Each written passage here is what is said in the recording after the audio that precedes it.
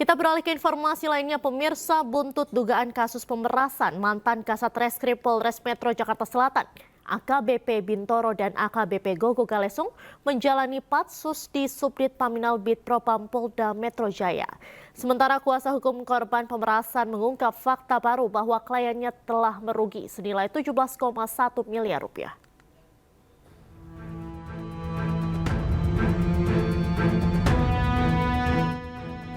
Polda Metro Jaya memastikan Propam akan menyelesaikan penyidikan dan menggelar sidang etik terhadap mantan Kasat Reskrim Polres Metro Jakarta Selatan, AKBP Bintoro, dan juga AKBP Gogo Galesung terkait kasus dugaan pemerasan.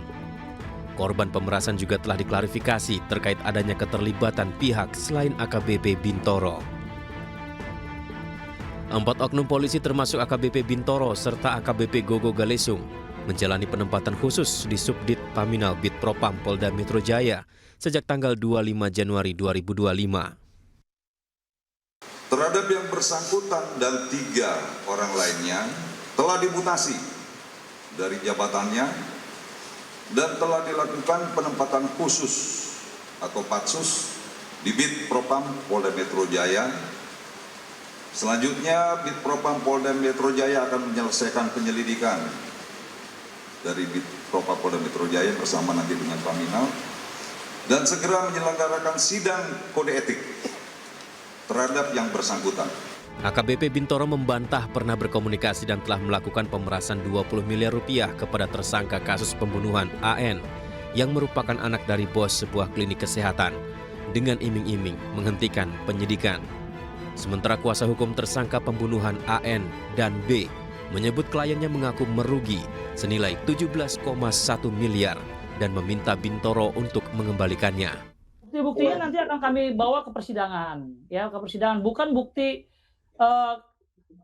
yang disampaikan yang beredar sama sekali 20 miliar. Yang ada adalah pengakuan klien kami dengan surat pernyataan itu 17,1 miliar. Namun di gugatan itu juga kami sampaikan 14, sekian miliar gitu, seperti bukan 20 miliar dan bukan mobil Ferrari tapi adalah 17, sekian miliar sama mobil Lamborghini Aventador dan 2 motor. Klien kami sudah mengeluarkan uang atau kerugian totalnya 17,1 miliar. Itu pernyataan yang ditandatangani oleh klien kami. Dugaan pemerasan ini mencuat setelah kuasa hukum 2 tersangka pembunuhan memasukkan gugatan perdata ke Pengadilan Negeri Jakarta Selatan. AKBP Gogo Galesung yang menjabat Kasubdit 2 Ditreskrimum Polda Metro Jaya sempat menuai sorotan masyarakat karena memperbolehkan debt collector untuk menarik kendaraan di jalan asalkan dilakukan dengan baik-baik. Sikap ini berbeda dengan Kapolda Metro Jaya saat itu, yakni Irjen Fadil Imran yang menilai debt collector arogan saat menarik kendaraan nasabah. Tim Liputan iNews melaporkan. Pemirsa, Polda Metro Jaya menemukan dugaan keterlibatan pihak lain dalam kasus dugaan pemerasan yang dilakukan oleh mantan Kasat Reskrim Polres Metro Jakarta Selatan AKBP Bintoro dan 3 orang rekannya. Dugaan keterlibatan pihak lain ini mencuat setelah ada laporan terkait dugaan kasus penipuan jual beli mobil mewah seharga 3,5 miliar rupiah. Dugaan keterlibatan pihak lain dalam peristiwa ini, ya. Beberapa hari yang lalu, tanggal 27 Januari 2025, Polda Metro Jaya telah menerima laporan polisi nomor LPB 612 tanggal 27 Januari 2025 tentang dugaan tindak pidana penipuan dan atau tindak pidana penggelapan dan atau tindak pidana pencucian uang yang dilaporkan oleh saudara PM. Terlapornya saudari S, EDH. Apa peristiwa yang dilaporkan? Yaitu sekitar bulan April tahun 2024 terlapor meminta korban menjual mobilnya untuk mengurus perkara hukum yang sedang korban alami.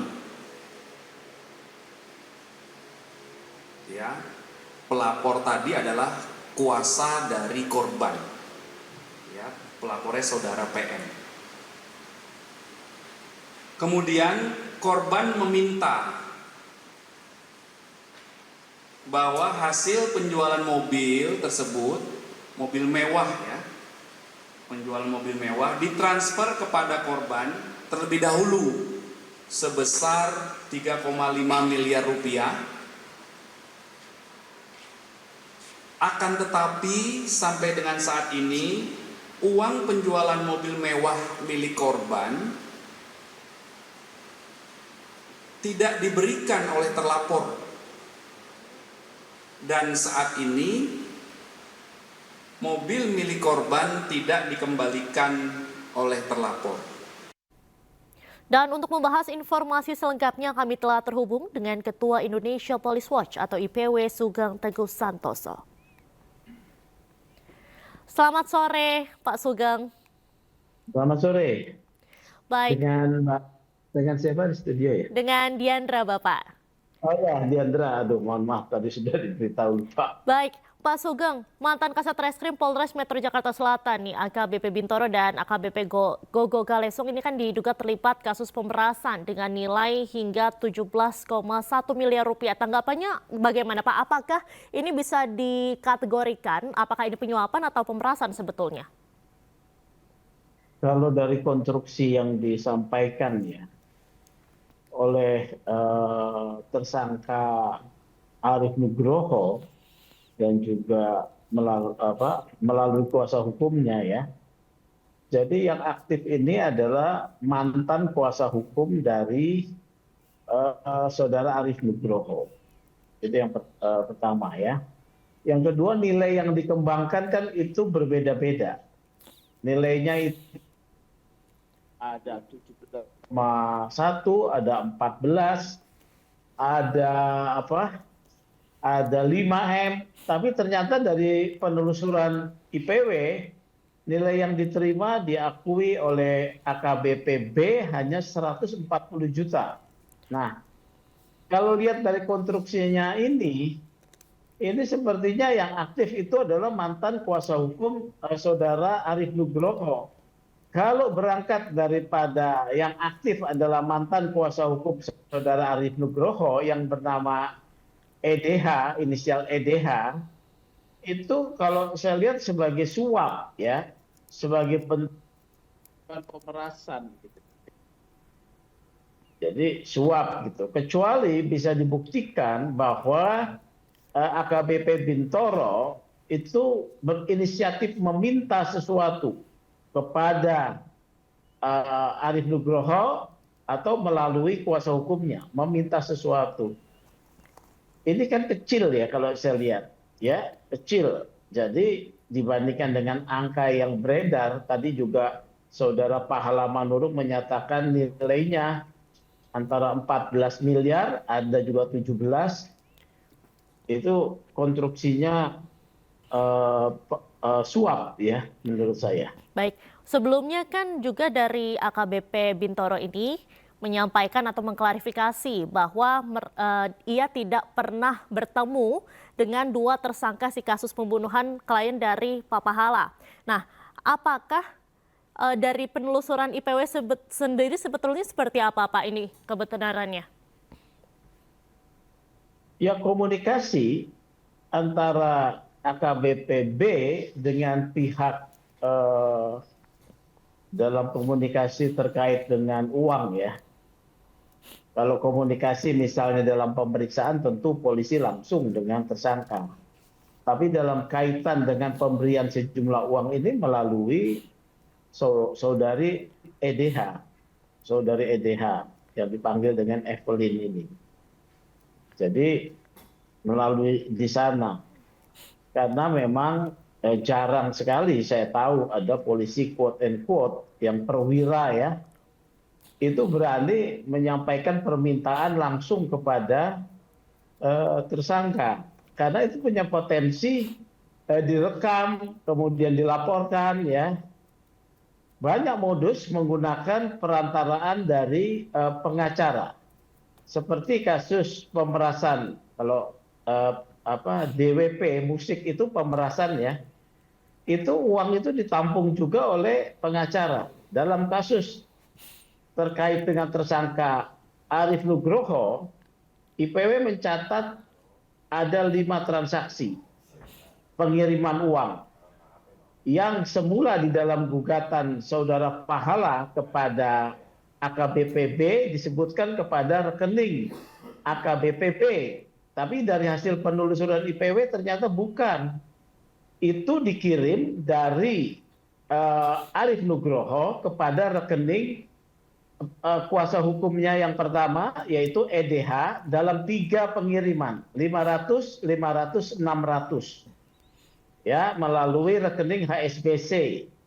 Kemudian ada pengiriman oleh istri dari Arief Nugroho juga kepada kuasa hukum suaminya, yaitu EDH 1 miliar. Kemudian ada juga dari orang tua Arief Nugroho diminta ada juga mengirim 1,5 miliar yang disebutkan semuanya untuk pengurusan perkara. Nah, ini jadi informasinya berbeda, ya, tidak ada langsung kepada AKBPB. Baik, sementara itu Pak, sebelumnya kan juga disampaikan bahwa ini kan sebelumnya diawali dengan adanya kasus pembunuhan dan juga pemerkosaan pada April 2024. Nah, kemudian setelah AKBP Bintoro ini diduga menerima sejumlah uang, kasus ini seperti berhenti begitu atau seperti mandek, dan juga akhirnya AKBP Bintoro sebagai Kasat Reskrim Polres Jakarta Selatan ini diganti ke AKBP Gogo Galesong.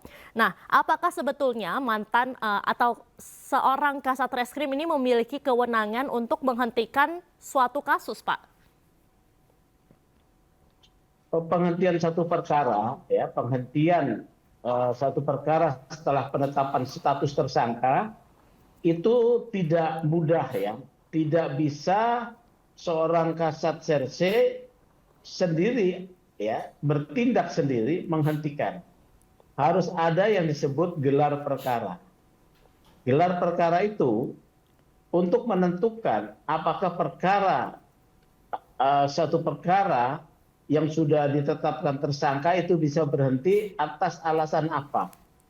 Nah, gelar perkara ini tidak hanya dilakukan oleh penyidik, tetapi akan melibatkan unsur lain seperti Propam, seperti satuan pengawas, ya, atau dari unit lain.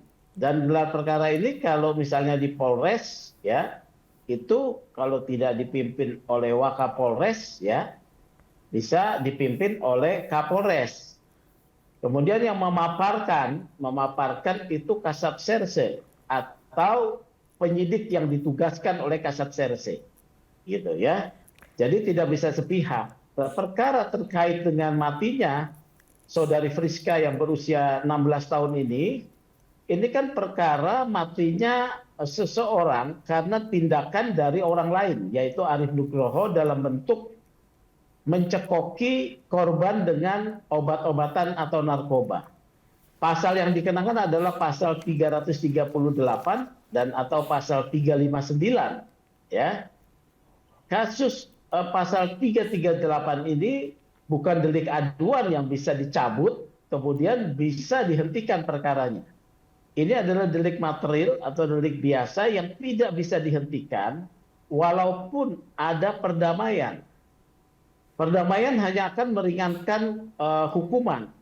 Dalam kasus terkait dengan saudari Friska, ya, korban Firsa, ya, korban, memang ada satu dikualifikasi sebagai pemberian kompensasi dari tersangka Arief Nugroho kepada orang tua saudara Firsa, yaitu Bapak Radiman sebesar 300 juta, bersamaan dengan diiringi pencabutan laporan.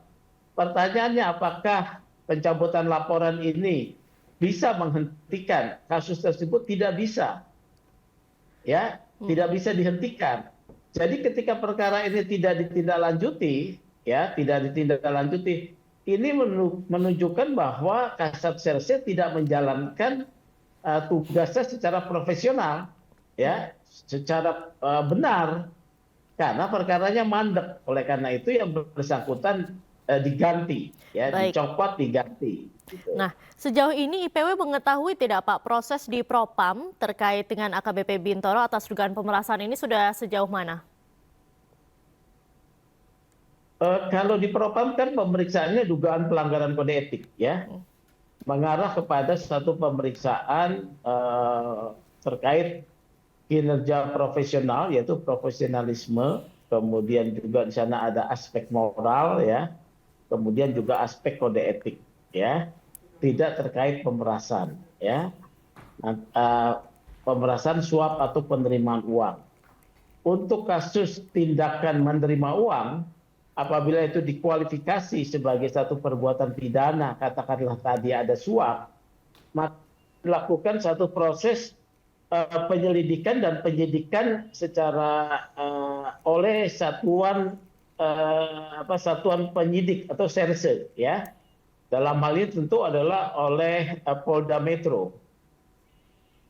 Ini belum ada laporan terkait dengan suap, ya, tetapi sudah ada laporan terkait dengan penggelapan dan juga penggelapan dan atau penipuan yang saya dengar yang dilancarkan oleh kuasa hukum saudara Arief Nugroho, saudara Pahala Manurung, yang tadi disampaikan oleh Kabid Humas Polda, yang diarahkan kepada saudari EDH, ya. Jadi penggelapan dan atau penipuan yang diarahkan kepada saudari EDH. Siapa saudari EDH ini? Yaitu kuasa hukumnya. Nah, dalam kasus ini nanti akan terlihat baru apakah saudara AKBP B terlibat aktif atau tidak, atau pasif, ya, menerima atau seperti apa, ya. Tapi ini kan tindak pidana umum, ya, yang disasar adalah saudari EDH. EDH. Baik. Ya.